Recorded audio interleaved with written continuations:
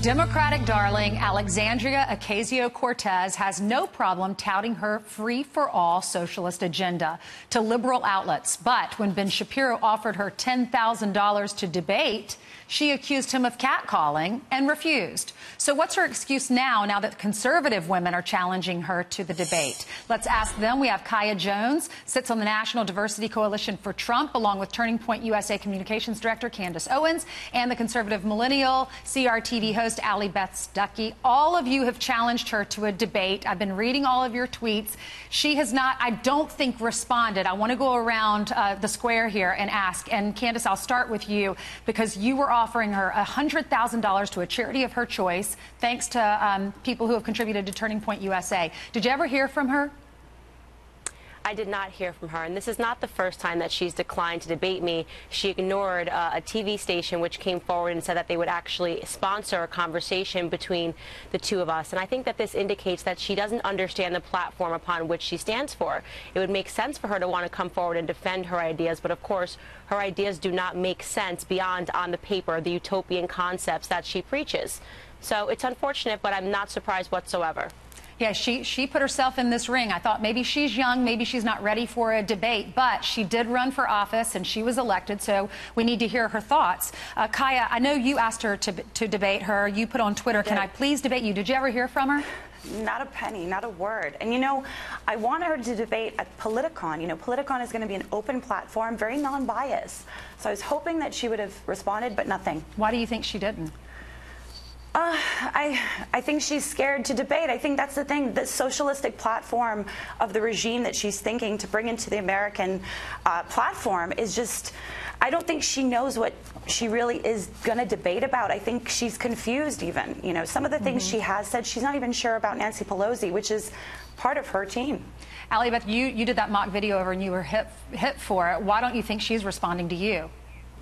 Exactly. Well, first of all, let's make something clear. She didn't deny Ben Shapiro's offer to debate based on sexism. She did it based on fear. And the ironic thing is that when I released that satirical interview just a couple weeks ago, she responded by accusing Republicans of being scared of her.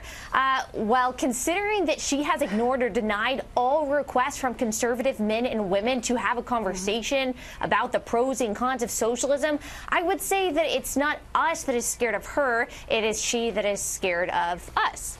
That's interesting, because Nancy Pelosi said that Republicans were scared of her, too, in that interview on NBC. All right, let's look at this poll. This is a Gallup poll that Democrats view socialism more positively than they do capitalism. Unbelievable. Look at those numbers.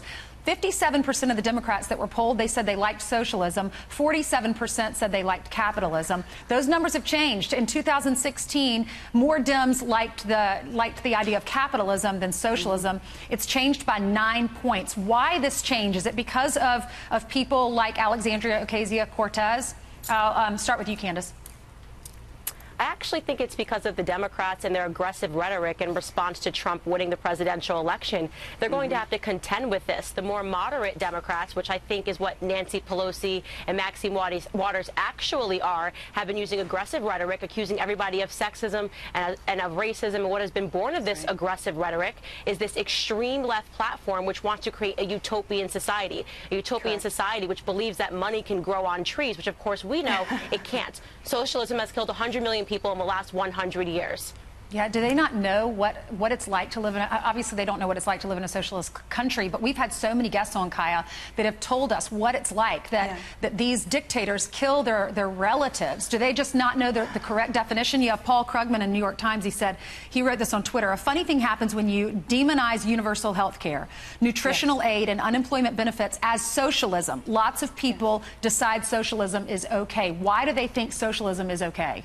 I think they think it's okay because they look at Canada and they see it works for there. You know, Canada has GST, PST tax. This is how they can fund all of their money growing on trees ideas, but it's not free. With every dime you spend in Canada, you're actually paying for all of those things. Lest we forget, these ideas of socialism is very anti what the foundation of America is about and very anti the platform that President Trump ran on. Their sole goal is to get rid of our military, get rid of our police, and they're feeding rhetoric to the American people, fueling an internal war, which is very scary. Allie Beth, I'll give you the last word. Yeah, you know, I think that Nancy Pelosi and Democratic leadership are unfortunately going to have to get on board with socialism. This is no longer the party of the working man as it used to be maybe a few decades ago. It's the party of free stuff, and they're going to have to get on that train or they're going to get voted out. Okay, well, if Alexandria is watching, I invite her to come on Fox News and we'll have a debate. She can choose one of you or all three of you. Maybe we could get Bernie Sanders to come on with her, and then y'all could debate, both of them. We'll see. That would be fun. That would be a nightmare for them, but fun.